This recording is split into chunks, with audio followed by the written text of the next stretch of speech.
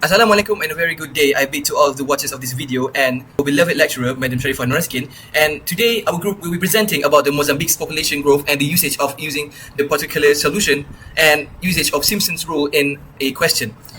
This slide could have been done if we don't have the group members. First thing first, we'll be presenting the task 1, which is the population growth in Mozambique using a particular solution. So for introductory, population growth means the increase in the number of people in place over time. So in this study, we have looked at how Mozambique's population changed from the year 2000 to 2019. And there is a big jump because the population increased from 18 million-ish in the year of 2000 to 29 million-ish in 2019. And we use mathematical method called the first order differential equations to calculate this. And the model used is the Malthusian growth model created by Thomas Malthus in 1798. And this model says that the population grows faster when the current population is larger. And our objective is to predict the population of Mozambique in the past and future by correctly applying the first order differential equation, and to compare the graph of actual data and the calculated data that will be presented in the implementation in the next slide.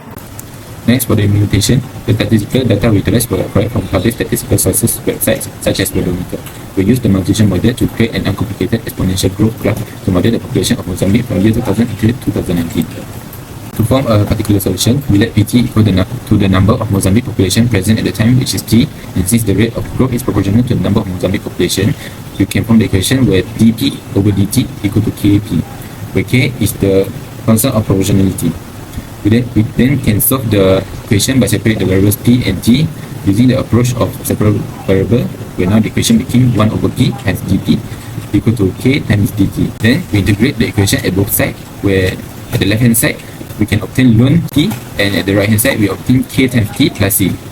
Then we move ln to the right hand side and we obtain the equation p equal to e power of kt plus c. Using power rule, we then obtain p equal to e power of kt times with e power of c. Now the general solution can simplify to be p equal to a times e power of kt, where e power of c equal to a. To calculate the value of a, we then use initial condition where t equal to 0 and p equal to 18,129,653 and insert both information into the general solution and obtain the value of a. The general solution now become p equal to 18,129,653 times to e power of kt after substitute the value of a. After obtaining general solution, we can also find the value of k by using condition from another year. For example, from year 2001, t is equal to 1 while p is equal to 18,537,729. We then both insert both information into the general solution and obtain the value of k. The above step is repeated for each value of t to find different value of k, and thus to obtain the average value of k to construct the particular solution. After obtaining the average of k, the particular solution now becomes p equal to 18,129,653 times with e power of 0.02403111 times t, where 0.02403111 is the average of k. Based on the figure, the population of Mozambique is directly proportional to time, so we can conclude from this that the population of Mozambique will grow over time, as we can see from the data analysis itself, from the graph itself. So as you can see in the red line is the estimated value, which is the calculated data that we have calculated in the implementation. You can see in the actual value itself, it's looking kind of same, but not in the calculated data. So we can conclude from this that the population of Mozambique will grow over time, and its population will likely to continue to grow in the future. Next, let's move on to the analysis and discussion part. So for this study, we took the year 2000 as the base year, meaning time t equals 0. So if we go back 1 year to 1999, the value of t now becomes -1. We then use an exponential model, which is the particular solution equation, to calculate the populations, where the formula of the particular solution is p of t equals 18,129,653 multiplied by e to the power of 0.02403111 t. So let's apply this to the year of 1999, where t is -1. After calculating, this gives us an estimated population of 17,699,170. Now, for a future prediction, we look at the year 2020, that is 20 years after our base year, so t is now equals to 20. So the calculated population that we got is 29,317,098. So this estimation can actually help us to understand how the population is expected to grow over time using our exponential model. Moving on to the next slide, let's take a look at whether the values we calculated from the mathematical model are accurate when compared to the real population data. So first, we found that the estimated values do not actually match the actual population values. There are some small differences. So one reason for this is that we used different decimal places in our calculations. Even small changes in decimal values can affect the final result, especially when calculating over many years. Another reason is that the time period used in our model is slightly different from the actual years when the population was measured. So because of this, the predicted values don't match perfectly with the real ones. Going to move to the next slide. Now let's take a look at question 2, which asks us to find the percentage error, if any. There will be a percentage error since the actual value is not the same with the estimated value. So the formula of the percentage error would be modulus actual value minus theoretical value divided by the actual value and then multiplied by 100%. So let's begin with the past value in the year 1999. We're going to substitute both of these values in the percentage error formula, which would give us a percentage error of approximately 0.20%. So that means our model was very accurate for the past data. So now, for the future value in the year 2020, so after substituting in the percentage error formula, it will give us a percentage error of 4.76%. We can conclude that our model is more accurate for past data and slightly less accurate for future predictions, which is expected in real-world forecasting. So moving on to the next slide. Based on our calculation, we found that the estimated population values for Mozambique, both in the past and the future, are lower than the real population numbers. This is shown by the positive percentage errors, which means that the actual population is higher than what we predicted using the model. Even though we use a mathematical method to estimate the values, there are some real-life factors that may have affected the actual population growth. So Mozambique has been affected by natural disasters like floods, as well as serious diseases such as malaria and HIV. Even with all these issues, the population keeps on increasing. One reason is the birth rate. In 2000, the average was 5.8 births per woman, and by 2019, it went down to 5 births per woman. The main reason for this population growth is that the death rate has dropped a lot. In 2000, the death rate was 15.68 deaths per 1,000 people, but by 2019, it dropped to just 8.04 deaths per 1,000 people. So even though fewer babies were being born than before, more people are surviving, and that's why the population is growing so much. What affected the population growth in the past, particularly high birth rates, which are strongly associated with gender inequality and ongoing poverty, have greatly influenced Mozambique's population expansion.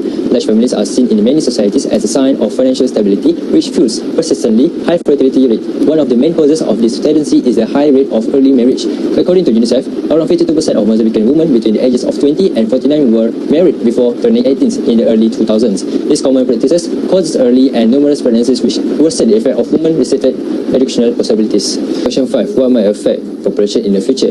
First of all, is better healthcare and peace in the country may help population grow. This will decrease the death rates and longer life expectancies brought about by investment in healthcare and ongoing peace. Next up is Mozambique faces many challenges such as climate change, natural disasters, and relentless conflicts, less in Cabo Delgado. These obstacles have resulted in significant internal displacement and may affect population growth. For the conclusion of task 1, the task is completed successfully by applying the mutation population model, and we understood the reason for the growth of Mozambique population and its effect on the population in the future by observing the growth of comparison between the actual and the calculated data Mozambique population. Okay, now I'm going to show how Simpson's rule is applied in the Microsoft Excel to evaluate the integral of the function. So the question given here is fx equal to the integral 152 cube roots of f4x cubed minus x minus 2 over x plus 1. So first here we have to create a table which have fx coefficient and coefficient times fx. First, and then we have to determine what is a, b, n, and h. A here is referred to lower limit, which is 1, and b here is referred to upper limit, which is 5, and n here is referred to subinterval. Since we are using this force interval, we have to put 4 here, and then for the h, the formula given is b minus a over n. So what we have to do here is insert the formula, which is equal in the column. One column we have to put b here, click this box, minus with a, this box, and close, divide by n, which is this box. So h we got here is 1. Then to find x, we have to start with x first, and then here click this, and then plus with h here. So we got 2 here, and then we just drag this column to find the next one. So we to find this x, we have to start with 1 because we are using one limit, lower limit, and then we have to find until we achieve the upper limit, which is 5. And then to find the fx, we have to substitute this x into this formula or this equation without integrate. So what we do is 2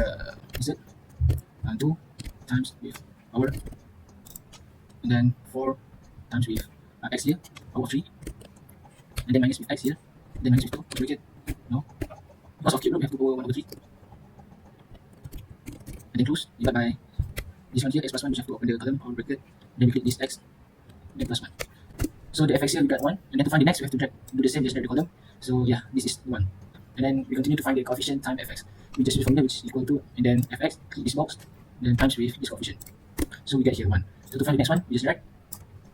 So we get this final answer. And then to continue with, we have to find the summation of this coefficient of fx. So to sum all of that, we have to drag this box, and then go on the top, we find this sum notation. We just click on here, and then yeah, we get the final answer for the sum.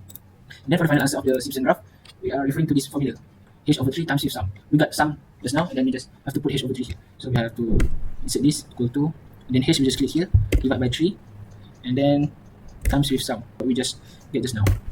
So this is the final answer. Since this is not what we want, which is not to the 7th interval, we just click here, right here, and then we just can adjust here until we achieve the 7th interval by decreasing the number. Yeah, so we get here 7 significant figure. This is the general final answer for the 8 sub-interval. Moving to the data analysis and discussion, based on figure 2.3 and 2.4, it is shown that the graph that have more sub-interval will provide more accurate data reading. The conclusion. Our project used basic digital technology applications to support and enhance the learning process, especially when it comes in mathematical methods like Simpson's rule.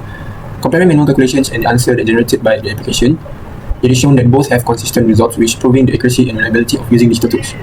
The more sub-interval is used, the more accurate the data result that we can get.